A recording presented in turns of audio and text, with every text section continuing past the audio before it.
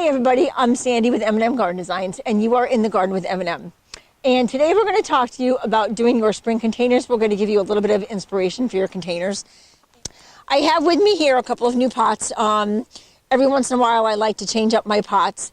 So I had these new pots, and you know, they're pretty big. You can see that they come just about up to my knee. And so I don't really want to fill the whole thing with soil because that would take a lot of soil and it'd be kind of expensive, and then it's really heavy. So I'm going to give you a little cheating trick to make your pots a little bit lighter and a little bit less expensive so you can spend your money on the plants. So what I'm going to do is I have all these leftover containers here, and every year I have tons and tons of pots because we do a lot of new installations, and I'm sure that if you go to the garden center and you plant things, you have pots too. So save your pots because this is what you can do. You can take your pots and you can turn them upside down and you can actually fill your container. I'm putting these in upside down so that the soil doesn't go in them, but they'll take up space. Okay, that guy's a little bit big for there. I want to make sure that I'm taking up all this space. So I'm just going to stick these guys upside down, and you can imagine how much space this will actually take up.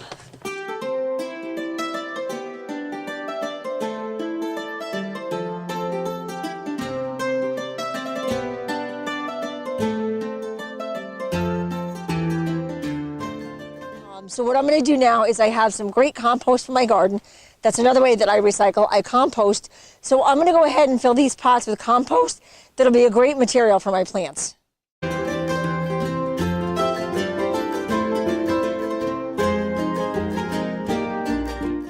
Now I've got this pretty full. You can see here that it's just below the rim.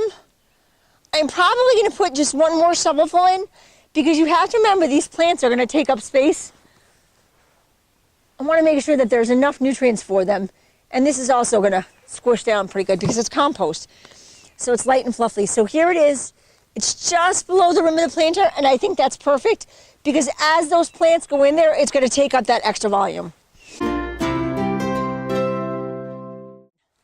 I have a tip for you. Take a piece of cardboard, put it over your container, and now you have a template. And you have something to design with. And I can see, however I do this, and I've already figured out what I'm going to do, that all my plants are going to fit right within this spot. So I don't have a worry at all.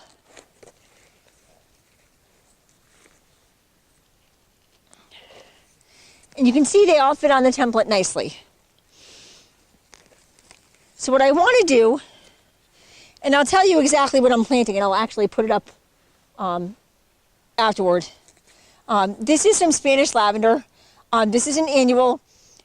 I think I'm okay, but I'm going to keep an eye on the weather because a lot of these guys need to stay at 50 degrees or above. If we have a rogue frost like we did last year, these are going to get wiped out. Just like when you plant a regular plant, I'm going to take it, I'm going to tip it upside down, a little stubborn. Go ahead and give it a pat, and it'll come right out. You can see that this guy has been in the pot for a while. He's a little bit root bound. So what I want to do is I just want to take these roots and I just want to break them up, and I'll just add that to my compost bin later. And I'm breaking up the whole plant. This time I'm not ripping off the bottom of the roots. I already did that. I don't want to rip apart the whole plant, but I do want to tease those roots a little bit so it encourages the plant to grow. This is going to be my tallest plant. I know this guy gets to be almost 3 feet tall. So I'm going to make a little space for him, and he's going to go right in the back. I want to sit him right down in there, and I'm going to move the compost around so that this plant is completely planted. Okay, the next one that I have going in is my cordyline, which is another annual. It's called Red Star Cordyline. And this one, again, very pot bound. I don't necessarily want to rip these roots off because they're a little bit thicker and a little bit longer, but you can see how they kind of wrap around themselves. I just want to take the bottom of this plant, and I just want to go ahead and tease it a little bit so these roots are stimulated to grow. And this guy's going to go right in here.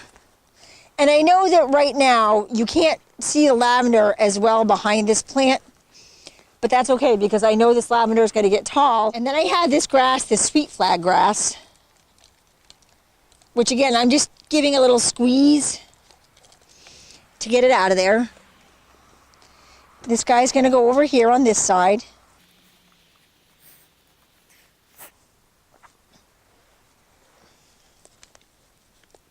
And then I have my lantana.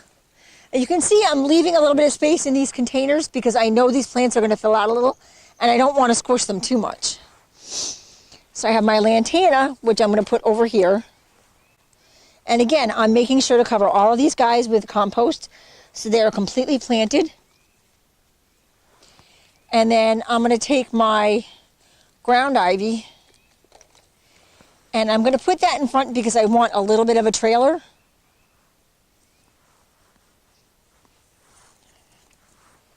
And it looks a little bit sparse right now, but I promised you to fill in. I'm just moving things around. And that is your spring plant. And we'll come visit this in probably about a month or so when these have all grown up. I'm Sandy with M&M Garden Designs. You're in the Garden with M&M, and I hope you enjoyed our segment on spring containers.